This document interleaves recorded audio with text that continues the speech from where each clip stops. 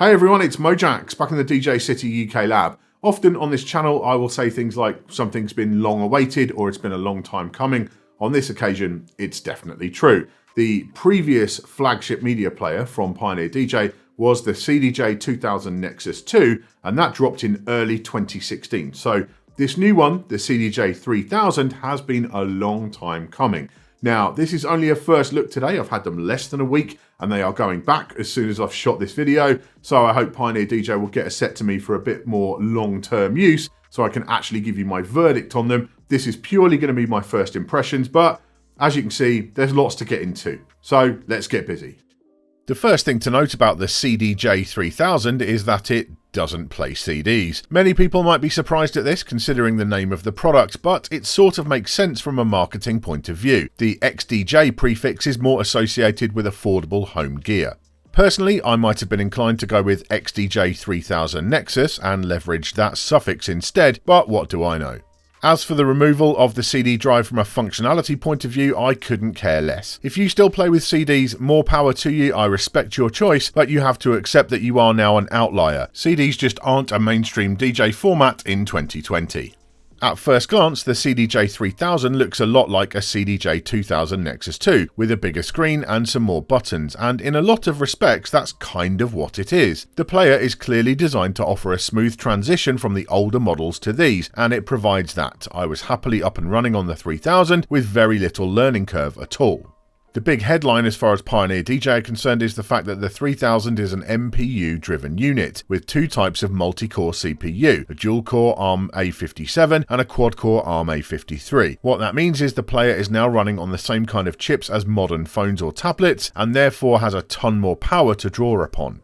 Even when it launched in 2016, I felt the Nexus 2 was a bit sluggish when it came to loading tracks, particularly those with multiple hotkeys and track browsing. I'm pleased to say there is none of that here. Tracks load much faster, and scrolling through large playlists is far smoother than it used to be. The whole experience of using the player is a more snappy affair. One thing it still can't do is analyze files on the fly. You'll always need to export your files through Rekordbox for the best results. There's one feature which definitely takes advantage of that new power under the hood, the ability to shift key directly on the unit. The 3000 features an advanced key sync algorithm which promises to sound very clean, and you can adjust the key manually with on-screen controls. The 3000 is a single layer design, there are no dual outputs here, and it also retains the single top mounted USB port as well as the SD card slot. I had wondered if they might have put an extra port or two in place of the CD drive, but no, that's just a blank panel. There's a slight downgrade in the USB department as the port only provides 1 amp as opposed to 2.4 amps of power on the Nexus 2. It still works fine with all the bus powered drives that I tried, but it's worth noting if you use one that is particularly power hungry.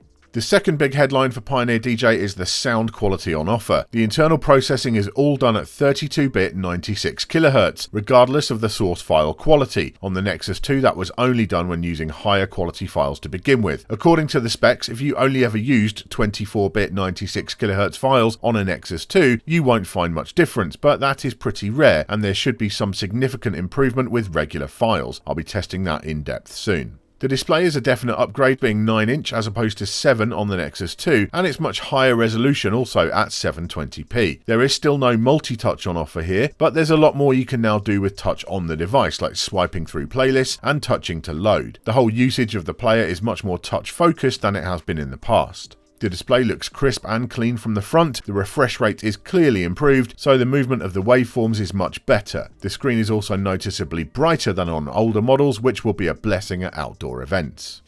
There's lots of stuff in the display and the operating system in general which we'll have to save for my full review. Features like the shortcuts, the track filtering and the touch previews. But Pioneer DJ have made good use of the extra real estate on offer, particularly when browsing. You have the choice of different font sizes, full track artwork and waveform previews for each track if you want them. There's a 3-band option for waveforms, allowing you to have a better idea of the frequency content of your tracks, and that applies to the overview as well as the moving waveforms. And there we move on to what is my headline feature on the 3000, the stacked waveforms. When Pro DJ Link is set up, as you mix in a new track, the waveform of the master track appears on the screen. This is useful not just as a beat matching aid, which it certainly is, but also as a way to time your mixes perfectly, as you can see what's happening with the track you're mixing into. It's certainly far superior to the setup on the Nexus 2. I'd be interested to see how smoothly it works with 3, 4 or even 6 players hooked up, but with just 2 it was great.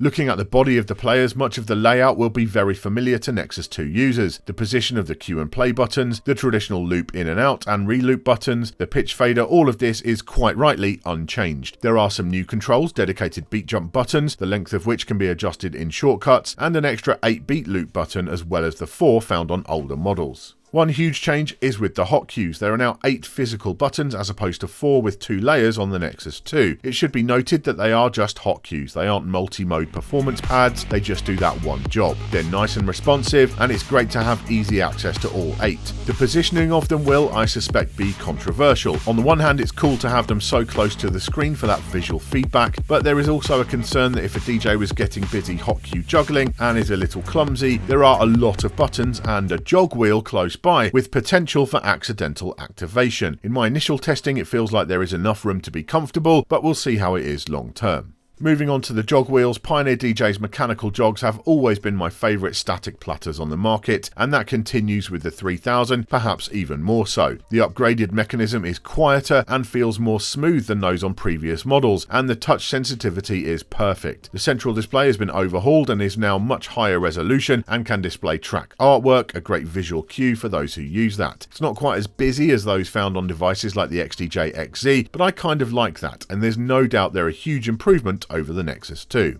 The rest of the build overall feels very high-end and premium, with a full aluminium top panel and refined play and cue buttons, which Pioneer DJ claim will be much more durable than those on older models. Around the back there are a couple of upgrades with a lockable IEC plug for power and USB 3 for connecting to your computer. As well as working with Pro DJ Link that way, the players will also work in full HID mode with Rekordbox straight away, and Serato DJ Pro support will follow later. Otherwise, the connections haven't changed a lot with the regular analog and digital outputs, although the Ethernet port is now gigabit speed, which could well be needed if playing lossless files across up to 6 players with the DJM-V10. The 3000s can be assigned to any channel between 1 and 6 now when using that mixer, which is great. Another new link feature that comes with the 3000 is the ability to use the players standalone alongside the RB-DMX1 to control lighting. That side of it will still need a computer to run it, but the actual DJ playback can be done with USB drives or SD cards. I've been doing something similar with SoundSwitch for a while, so I'm intrigued to see how this compares. One notable thing which is lacking from the 3000 is Wi-Fi of any kind, with the Ethernet port being the only networking option. This goes alongside the lack of any streaming options within the players. If you want to use streaming services, at least for now, you'll need to connect up to a computer running Rekordbox in performance mode. I do like the ability to connect up an iOS device via USB though. It was a bit of a faff with older models, and it's much more straightforward here. With the cloud aspect of Rekordbox 6 taken into account, that could end up being the playback method of choice for many DJs.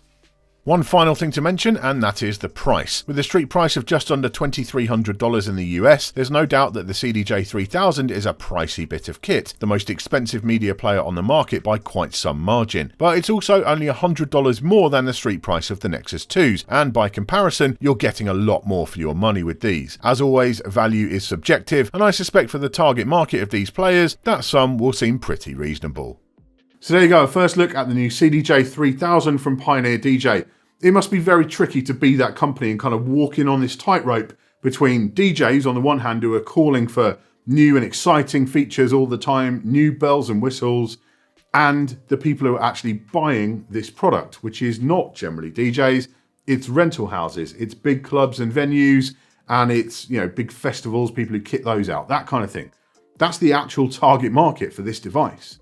So it may seem a bit conservative with a small c, but that's what it needs to be to fit into the existing ecosystem that Pioneer DJ have built as basically the industry standard media player. So I'm very intrigued to get to know these better. There is a lot of potential with these. There's a lot of power under the hood.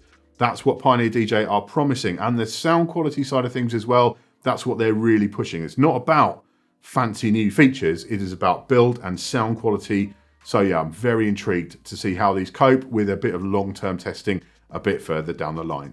Thank you for watching today. Make sure you subscribe for all our future tips, tricks, and product reviews. I'll see you soon.